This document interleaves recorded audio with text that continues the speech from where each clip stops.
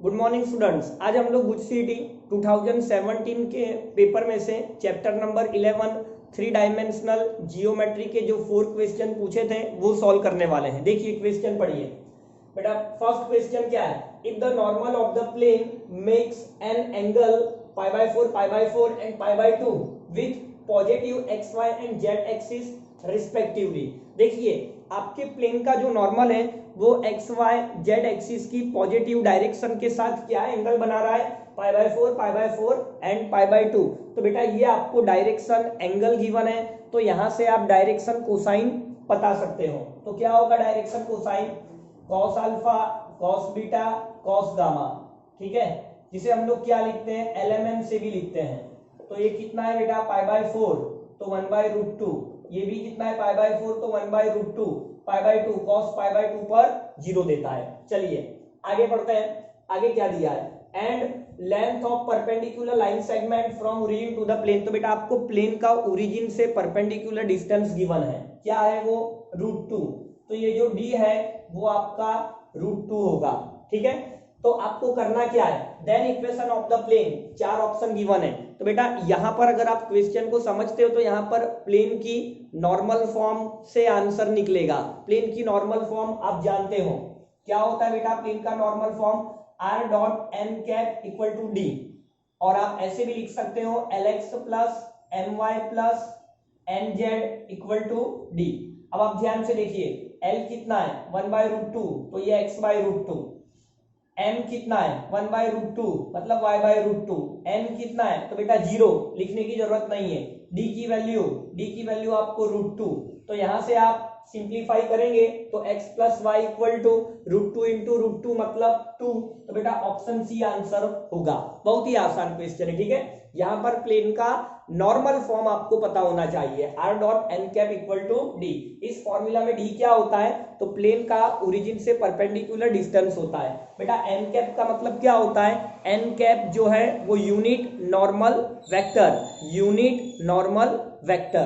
तो बहुत ही आसान है ये। चलिए आगे बढ़ते हैं। देखिए सेकंड क्वेश्चन क्या है? The position vector of A point, the position vector of point A is 4 to -3. P1 is perpendicular distance of point A from XY plane। तो बेटा XY प्लेन से पॉइंट का परपेंडिकुलर डिस्टेंस निकालने का तरीका क्या होता है? उस पॉइंट का z कोऑर्डिनेट का मॉड्यूलस लेना होता है। तो पॉइंट का z कोऑर्डिनेट -3 है, जिसका मॉड्यूलस 3 है, और यही आपको P1 लेना है। ठीक है, देखिए XY प्लेन है तो मॉड्यूलस z, अगर YZ है तो मॉड्यूलस x, और अगर ZX है तो मॉड्यूलस y। इस तरह से हम लोग पॉइंट का परपेंडिकुलर डिस्टेंस निकालते हैं। अब इस क्वेश्चन में हमको पॉइंट का XY प्लेन से परपेंडिकुलर डिस्टेंस कहा गया है P1 को। तो XY प्लेन से परपेंडिकुलर डिस्टेंस क्या होगा? मॉड्यूलस z कोऑर्डिनेट आपको क्या है? -3। तो -3 का मॉड्यूलस क्या होता है? +3, क्योंकि डिस्टेंस कभी नेगेटिव नहीं लेना है। चलिए आगे पढ़ते, क्या दिया है? XY plane and P2 is perpendicular distance from y axis. देखिए अगर आपको y एक्सिस से परपेंडिकुलर डिस्टेंस निकालना है किसी भी पॉइंट का, तो बेटा फॉर्मूला होता है √x² + y², सॉरी z² आएगा। Okay, z²। देखिए अगर y एक्सिस है तो xz लेना है, अगर x एक्सिस है तो yz लेना है, और अगर z एक्सिस है तो xy लेना है। देखिए x कोऑर्डिनेट क्या है? 4 का स्क्वायर 16, z कितना है? -3 का स्क्वायर 9, अंडर रूट में से बाहर आके आपको 5 देगा, और इसी को बेटा क्वेश्चन में P2 कहा गया है। तो हमें फाइंड आउट क्या करना था? P1 + P2। तो देखिए P1 + P2 मतलब 3 + 5, ये आपको 8 देगा। चलिए नेक्स्ट क्वेश्चन करते हैं। 8 मतलब ऑप्शन ए आंसर मैच कर रहा है। ठीक है, ऑप्शन ए में 8 दिया हुआ है। चलिए question 3, plane AX + BY + CZ = 1 intersects axis in ABC respectively. Okay, देखिए यहां पर आपको कुछ इस तरह से कहा गया है। यहां पर आपको क्या कहा गया है? देखिए ये x एक्सिस, ये y एक्सिस और z एक्सिस। ठीक है, अब प्लेन जो है वो इन तीनों एक्सिस को कट कर रहा है। कहां कहां पर? A, यहां पर मान लीजिए A, फिर बी, फिर सी। एक्चुअली अगर आपको ध्यान में आ रहा हो तो ये प्लेन का इंटरसेप्ट फॉर्म की तरफ क्वेश्चन आपको ले जा रहा है। इंटरसेप्ट फॉर्म क्या होता था, देखिए ए का कोऑर्डिनेट हम लोग a0 0, बी के लिए बी के कोऑर्डिनेट 0 b 0 और सी के लिए 0 0 c लेते हैं, तब प्लेन का इक्वेशन क्या होता है, x by a plus y by b plus z by c equal to 1। इसी को कहा जाता है बेटा इंटरसेप्ट फॉर्म, ठीक है, प्लेन का इंटरसेप्ट फॉर्म। तो यहाँ पर कहीं ना कहीं इसकी मदद से, इस फॉर्मूला की मदद से आपको क्वेश्चन सॉल्व करना है। देखिए आप एक काम करिए, आपको जो प्लेन का इक्वेशन गिवन है ax plus by plus cz equal to 1, आप इसे इंटरसेप्ट फॉर्म में कन्वर्ट करने की कोशिश करिए। तो ये क्या लिखा जाएगा, 1 बाय ए प्लस ये क्या लिखा जाएगा 1 by b plus z by 1 by c equal to 1। बेटा जहां पर ए था वहां पर 1 बाय ए समझना है। मतलब आपको अब अगर मैं इस इक्वेशन की बात करता हूं तो क्या लिखा जाएगा, समझिएगा ध्यान से। देखिए ए पॉइंट जो है इसके कोऑर्डिनेट 1 बाय ए 0 0 माने जाएंगे, बी के 0 1 बाय बी 0 और सी के 0 0 1 बाय सी इस तरह से माना जाएगा, ठीक है। इंटरसेप्ट फॉर्म में यूज कर रहा हूं। अब आगे क्या कहा गया है, आगे देखिए, if G is a centroid of triangle ABC. देखिए आप ट्राइंगल एबीसी देख पा रहे हो और इसके सेंट्रोइड की बात की गई है G 1/6 माइनस 1/3 1। तो आपको a plus B plus 3c की वैल्यू बतानी। तो बहुत ही आसान है, सेंट्रोइड निकालने का तरीका हम लोग जानते हैं, बहुत ही आसान होता है।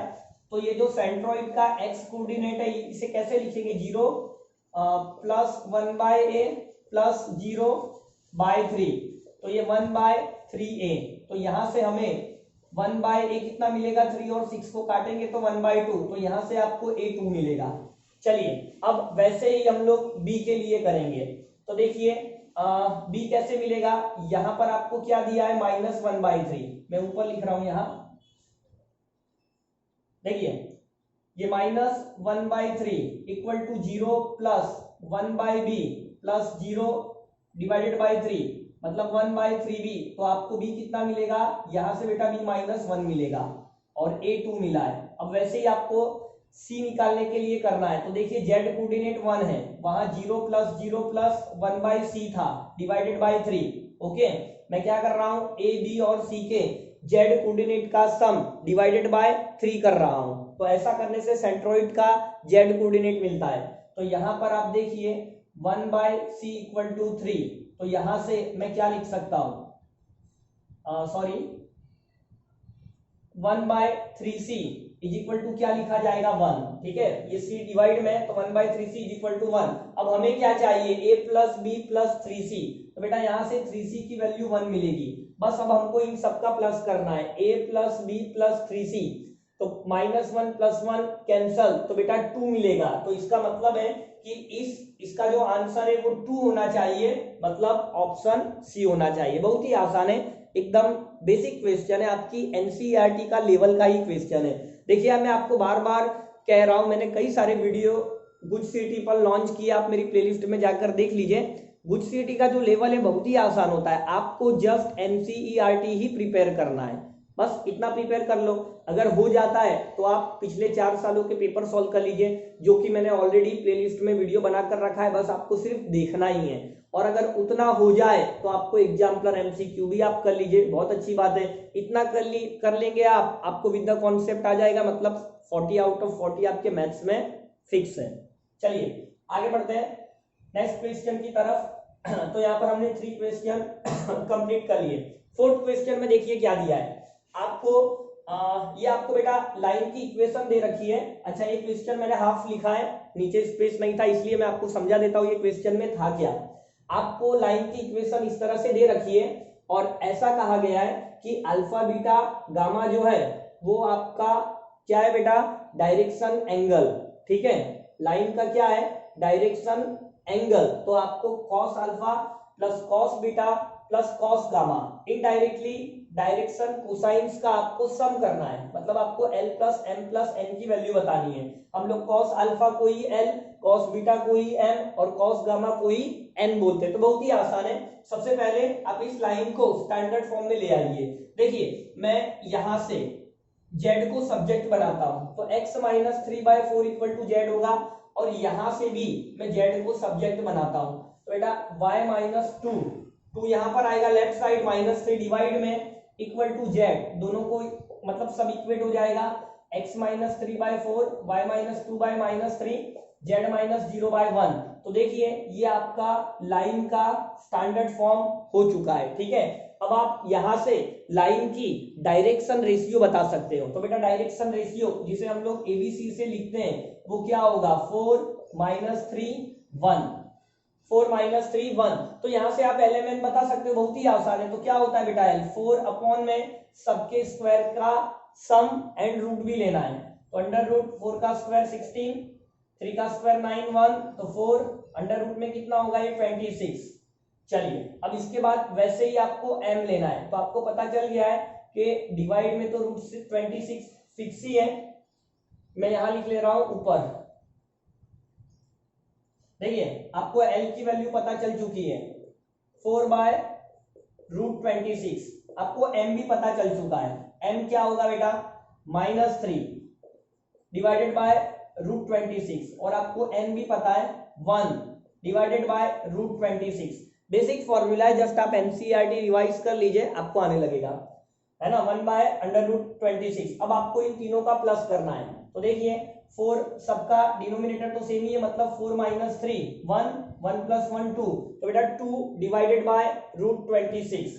तो देखिए ऑप्शन ए में मैच कर रहा है, 2 डिवाइडेड बाय √26। तो यहाँ पर हम लोगों ने 2017 का चैप्टर 11 के सारे क्वेश्चन सॉल्व किए, ठीक है। तो मिलते बेटा नेक्स्ट लेक्चर में नेक्स्ट क्वेश्चन के साथ, बाय।